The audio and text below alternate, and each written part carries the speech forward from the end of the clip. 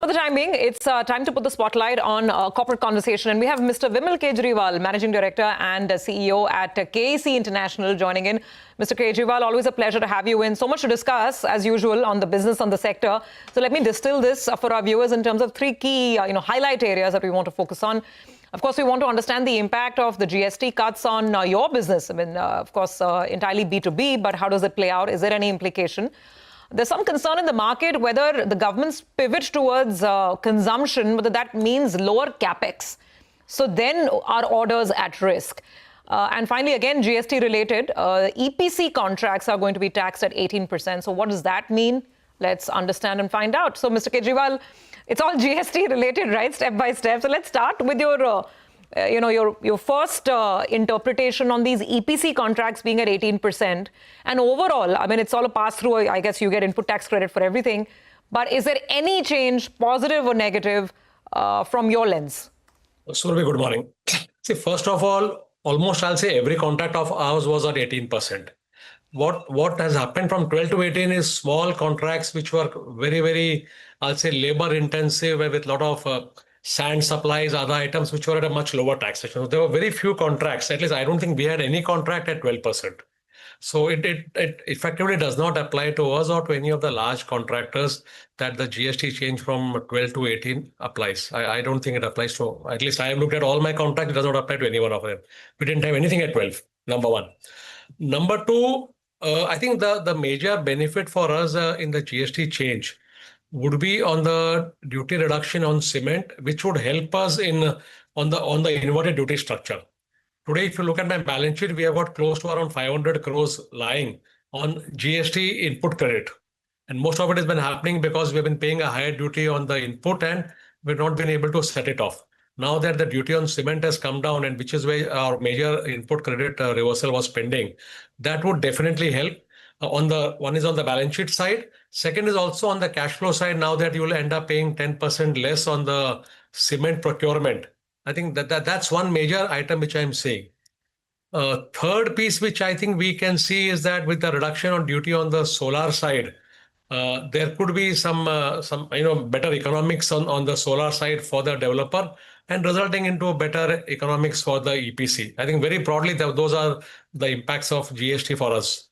Okay, so maybe more solar orders as they have a lesser tax burden now. Yeah. The EPC change doesn't affect you because you were already at 18%, and cement obviously is a big boost. On cement, I mean, just to follow up, since it's a big saving, right? It's 10% saving. So what does that mean? Should we expect some of that to flow through the margins anyway? This year you've been guiding for margins to improve to 8%. So how are you going to digest the savings on cement? So Surbhi, that 8% is on EBITDA level. So whatever savings we'll have would be on the interest side. Because cost mate will not make any difference to us because the GST was in any case billable to the customer. So it is only a cash flow impact for us. Where there could be slight changes on cost structure would be items which were not billing to the customer. Let's say whatever we were spending on the stores and everything else which is there on the consumable side. There may be a marginal impact, but I still don't see that as a major driver for margin correction. But interest can get impacted positively. And also now with what's happening with whatever RBI has been talking with the Fed cut yesterday night, I think there could be some improvement on the below the EBITDA lines. Okay. So basically some savings on interest costs perhaps. That would of course flow into earnings, so it will be good news for your shareholders.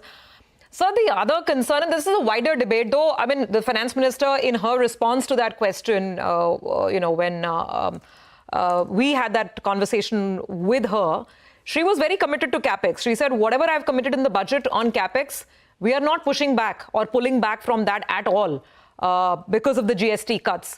But still there is this, chatter that the government's focus is now consumption. So maybe it starts having some impact on order flows, different segments, water, power, etc. Your thoughts? I think irrespective of the GST cut, we have seen an impact, at least on the water side. There's hardly any funding happening on the water projects. And then that's a big setback. One is the cash is not coming for the existing contracts, and I think the number of orders which are coming on water side have also slowed down. So that's one impact. As I said, with or without GST, we have already seen a significant slowdown on the water cash flows, especially from the central side. Okay, center is actually nudging states that you need to do better work on the execution and you need to take a better control and payment and all that. But somehow with the state finances, that's not happening. So water is definitely one subject which I think is getting impacted on this. Power, if you look at it, was not it was largely independent of the government financing. Power Grid or NTPC and all that, they have been raising their own money and then they have been funding their projects. So I do not see any major negative on the power projects because of the impact of the cut of the government finances tightening. On the other hand, I think with the interest rates going down, that could have a positive impact on the government financings. All right. Hi, Mr. Kejriwal. Good to see you, Ben. So what about collections? The last time around you had mentioned that collections in various sectors, water as well was one of them that you said collections were a little bit slower. Has the situation improved? For water, it has not improved. Let's be very honest. I don't think we have seen any major improvement happening on the water side. I think there's still a little bit of a tug of war between the center and the states as to who will fund what. And I think that's where we are having a problem. But on all other sectors, I don't think we have seen any payment issue. No. Okay. All right. Tell us, what is the order inflow, sir? As of Q2, what is that number at? And for the year, what are you gunning for? So as of now, our order intake has been roughly close to 9,000. I think 8,900 or something like that has been the inflow. We have a large L1 position. We do expect a significant conversion to happen by 30th September. Our target for the year is around 30,000 crores. Last year, we did roughly 25. So we are hopeful that we should be able to improve it by 20% and reach 30,000 crores. All right, so we've got a date then before the end of September itself, because that L1 position, you're optimistic that it gets closed out. But give us some idea about the size of it. Close to 9,000 crores of order inflow so far. For the year, expecting it at around 30,000 crores. But this L1, that's a joke on the pack, it seems. How large is it? So right now, it's around roughly, I think around 6,500, 7,000 crores is the L1 today. Largely, I'll say in transmission, a little bit in civil and railways also. But we expect that most of it, not most of it, at least some part of it would get converted before 30th September. So we should have an order intake coming into 3,000-4,000 crores by 30th September further. All right. And final question from my end for FY26. How are things looking? I think earlier when we were talking about it for the outlook for the year, revenue growth, I think, was in mid-teens, around 15% is what you're talking about. Margins in that vicinity of around 8.5%, and some debt reduction as well. So revise all those three numbers for us. So the first two remain where they are, that at 15% or so of growth and margins between 8 to 8.5. Debt, I think the water is still worrying me. I'm not sure how much debt will go down, but I think the interest rate scenario is becoming benign, both in India and international. And I think we are around 30-35% of our debt is in foreign currency now with the Fed rate cut happening. I think on that part of the numbers, I think we should see some improvement happening below the line, below the bottom.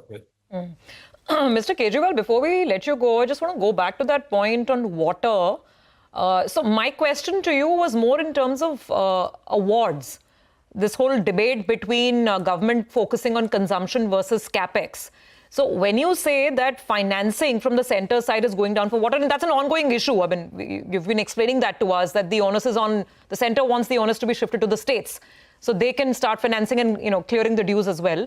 But in terms of awards, whether it is the water segment, whether it is power you've already mentioned, or even the railway segment for that matter, do you sense that the awarding activity could slow down at all over the next couple of quarters? So I don't think a slowdown will happen in the power side. Railway, I think, has been a bit of a issue for all the larger contractors except for the bullet train. So I think if you see, most of the larger contractors are not getting any railway contracts. Okay, execution is a serious challenge on the railway side. As far as water is concerned, what is happening, Surbhi, is that one is I'll say the tendering has slowed down because of the funding issues. today, if the government does not, the state does not know whether central will fund them or not, I think they are very apprehensive of floating new tenders. Secondly, when whatever tenders come, like if you ask me, I have not won or maybe probably have not even bid for a single water tender in the last 2 years. So yeah. even if the tenders are there, I think it's not a market where we are there till today, unless and until the cash flows improve and the backlogs get cleared. I think that's the point I was making. But that makes perfect sense. Unless the cash flow situation improves, collections start improving, I mean, fresh bids will get impacted. On railways, you said you're expecting more slowdown in railway awards as well? So I don't think the railway awards will slow down. I think the issue on railway side has still been on the execution front, where because of let's say blockages, blocks and all that you require, execution on railway projects has always been a pretty slow affair, and because of which we have seen many large players getting out of the typical railway EPC contracts. Right. However, last 2 years, the focus had been more on the customer side, where new trains and stations and all that. Now we are seeing a change happening, and a lot more tenders are coming out for new railway lines, etc. So I think railway, the tendering has definitely increased from before.